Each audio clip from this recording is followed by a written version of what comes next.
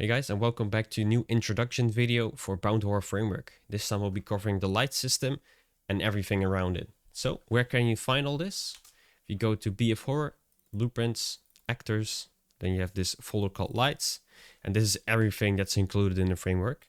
So let's start off with the first thing, that's the breaker. How to use it, select it and drop it into the scene, like so. And immediately when you open it, you can see you have a active state, lights and max power, and also your native mesh settings. But for now, we're just gonna stick with this. So is active means if the breaker should be on or off by start. If it's off, lights won't be able to turn back on when the breaker has been popped. Lights, this is how to link lights to a breaker. And then you have max power. That means how many lights, how many power consumption can be used on that breaker. And reset sound, this is basically whenever you interact with it, you can have a reset sound for the breaker. And let's say we make a small scene right here. I'm using the combo light as well, which is this one. You can just drag it in the scene and then you have these native settings already available for you. So let's have two lights. And then you also see breaker settings and power usage. Power usage means how much power one light consumes. So the higher the number, the higher each light power consumption is. So make sure that you've set it on the breaker as well. Let's say they're both 1, and make sure that you've also linked your light to the breaker. So you can just say pick actor from scene and make sure to select the correct breaker. And then also on the breaker itself, you have lights, and this is the lights that will be controlled by the breaker. So you both have to link them together in order to work. So make sure to have them selected either on the light side and on the breaker side. And I make max power to 1. So whenever I press play, it's immediately checking if the power consumption has been reached or not. In this case it is, because they're both 1. And also I'm going to use this light switch to control the lights. So I'm just going to say this one and this one. So whenever I press play, the breaker will pop like this, since the lights are exceeding the power limit. When I go to the switch, I'm not able to turn them back on since the breaker has been popped currently. So whenever I reset it, you can see the breaker is turned back on. But when I interact with it, I immediately reach 2 power and the breaker won't be able to turn back on. So let's say I remove one reference. Lights still pop, still not able to turn them back on. When I interact with the breaker, only one light is turning off because now it's only using 1 power. And that's also the max power the breaker can handle. So this one you can do without problems. And as you can see, the breaker turns on at all times. So this is a small example of how to use the breaker system. Also, as you noticed, there's also a light switch provided. And it has more features than just cycling a light. Let's say make a duplicate out of it. And I change my max power to, let's say, 3. And I go back to my light switch. You can also see it has a bit more settings than just linking lights together. You can also have a collision box. So you can make like a proximity trigger or just a typical event that you'll have when you interact with it. So let's say I make it a bit more wider and higher up like this. And when it's a collision box, you'll get access to these settings right here next to the trigger size, so you can easily scale your collision box. You can also have a light event. This is the light event that plays out whenever you interact or whenever you trigger with it. So let's say we'll make cycle. You can see it only has 1 light attached. Let's say I do 2. And I overlap with it. Both lights turn off. When I interact, we're going to overlap with it again. They either turn on or off based on the current state of the light. Let's say 1 light is turned off and 1 light is turned on. You'll see that they just swap. So it always looks at the individual light and what state they are, and then it changes the cycle between them. And let's say you want to have the light flicker or turn off. You can also select it right here. And do keep in mind, whenever you have the flicker event, it doesn't re-trigger. It always stays like that. So you can either have a event that turns it off, or just turn it back to a normal state like this. So the lights won't be flickering all the time. Let's say I want to turn it off like this. Lights will turn off. So now it's flickering. And now the lights are off. And I trigger it again. So they're in a flicker state. And as you notice as well, the combo lights that I use a lot for the examples. This is a pre-built light that allows you to quickly build lights in your scene. So you can give their start position on or off, the breaker setting that we just discussed, and then you have the light setup. This is all your native mesh settings. You can set the mesh size and location, and then you can set your light type.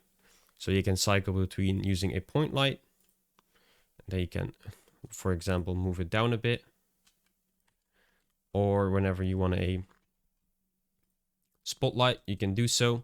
Whenever you choose spotlight, you can go down. You'll see spotlight settings. You can change your inner and outer cone like this. And if you prefer to use a rec light, you can also go source width, source height, and the barn door settings. If you want to have a custom light color or temperature, make sure to check temperature on to control the temperature of the light. If you don't want to use a temperature and just want to use a light color, make sure to turn temperature off and control your light with just a light color alone. And that's basically how you can quickly build your meshes. Also, one important thing, if you're using the combo light and you notice that when I turn it off like this, you can also see that the emissive changed. So whenever you're using a custom mesh, make sure that you can find it back in change emissive material. It always loops through all the materials and tries to find a parameter called emissive. So make sure whenever you're using your own light, and you can check this by going to your mesh. And for this case, I'm using a light instance, and I open it up. You can see that it has a global scalar parameter value called emissive. Make sure that it's exactly spelled like emissive like this, because otherwise the light won't be able to change the emissive strength, because it looks at this specific parameter name and then changes the value based on that. Also, if you want a bigger emissive value, make sure to turn this up to a higher number. By default, it's just cycling between 0 and 1. So if you want to have a much brighter emissive value, make sure to turn this up, and that it's named exactly like this parameter name right here. If you want to have a custom parameter name, you can just see it on the left side variables and change this to whatever name you want. And the system will look for that specific name to change the emissive value of it. But let's say you want to make your own custom light. I'll show you how to do it. And one thing that's important when you make your custom lights is that you create a child of BP Lights master. Why it's important, I'll show you in a bit. When I make a child, let's say BP light, and I open it up, and as long as it's a child of the BP light master and you open it up, you can see you need to have access to these events. Why is it important to use these events? These events are linked to everything that the system provided. So let's say you open up the switch, you can see that it controls everything based on these master light events. And your native switch interaction works with cycling, and your trigger box works based on the specific events that are linked to a light. Same if you're using the event maker and you go to event type lights, and there you have them as well. These are all the events that are made in the master. If you're not using a child actor of the master, the events will never be called, since everything will refer to this reference. So let's say I've just made a child actor and I type event on and event off and then event cycle. And then also optional, if you want to have the fade or flicker, you can just type event flicker or event fade, and then you can make your custom in logic for them. For now, we're just only using the on, off, and cycle, which are the most important ones in the game. So I'm going to add a static mesh and then a point light for this example. Then we're going to grab this, set intensity, and then copy it over for off as well, like so. Assign them, and for the new intensity, I'm going to make a new variable called intensity and make it an instant editable. And also, you can't see it here. If you want to see the native variables that it provides, and I turn on, you can say B light is on. So whenever the light is turned on, make sure to change accordingly. Copy this over, now it's off. And the cycle is just a switch between those two. So get B is light on. We want to branch it. And then whenever our light is on, which means it's true, we want to turn it back off. So we say off. And whenever our light is off, we want to turn it back on, like so. And then we're going to change this to candelas, and the intensity, compile it, say 20. And this will be a small cube, which will going to be really big. So we're going to make this to 0.2, 0.2, 0.2. And then we're going to drag our point light a bit down like this. And that's pretty much all you got to do to link this to the light system. So whenever we remove these two lights, delete the references, and then we're going to drag my light in the scene. And also, good to mention, you can also copy this to your construction script, so you can easily control your lights. And if you want to have if you're not sure how to do it, you can always refer back to the combo light, which also has these principles included, like so. So whenever you go back, now light is on. Looks like it's not being able to turn off. What you can do here, an easier way to do it, is get these two and say select float. You have this, and A is on, which is, like I mentioned, just a direct copy of this. If you go back like this, you can grab your point light, set intensity, like so.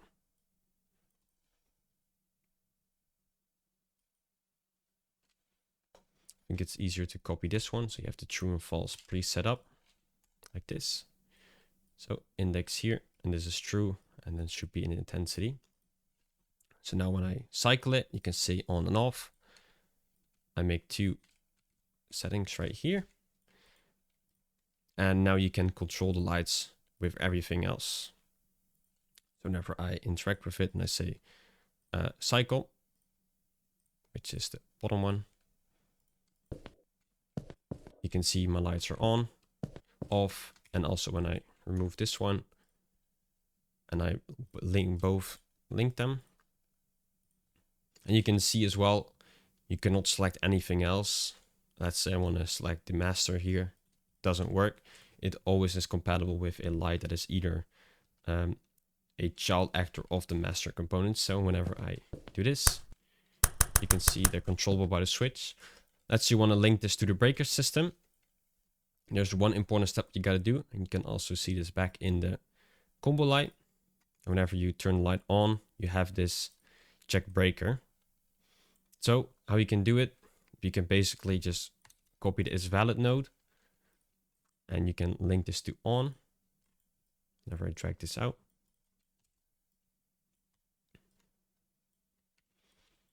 and as well you can see it in the left side as well, which should be breaker settings. You can see linked breaker and power usage, and then also if it's valid, you can just type check breaker. And you want to get a branch to see if it's allowed to turn on. And if the breaker's active, you can turn the lights on, as you can see right here. So whenever we go back right here, we say both lights are on. make sure to set power usage to 1.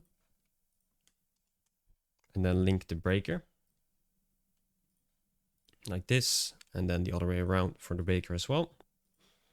We say max power should be 1, not 2. And a good important thing is also check light state if you want to have the custom overrides, but for now that doesn't really matter. So now both are 1. Whenever I click play, you can see lights turn off because they're both exceeding the limit of the breaker. Since the breaker handles everything else, you don't need to do custom coding since the breaker handles the light events based on their power usage. So I can turn them back on and they immediately break after the power limit has exceeded. Let's say we unlink 1. So the breaker still pops. We won't be able to turn it on. We'll reset the breaker. And now you can see you can just control 1 light only that we just previously made. And yeah, that's pretty much how you can utilize everything that's provided. Also, whenever you want to use the event maker, if you follow the previous steps, you can also control these lights with the event maker as well, since it works the same as the switch and the breaker does, as long as it's a child actor of the master class. So yeah, hopefully it became a lot clearer for you on how to use it and how to make your custom lights for it. And yeah, new videos will be coming soon covering the rest of the system. And I hope you guys have a great day. See ya.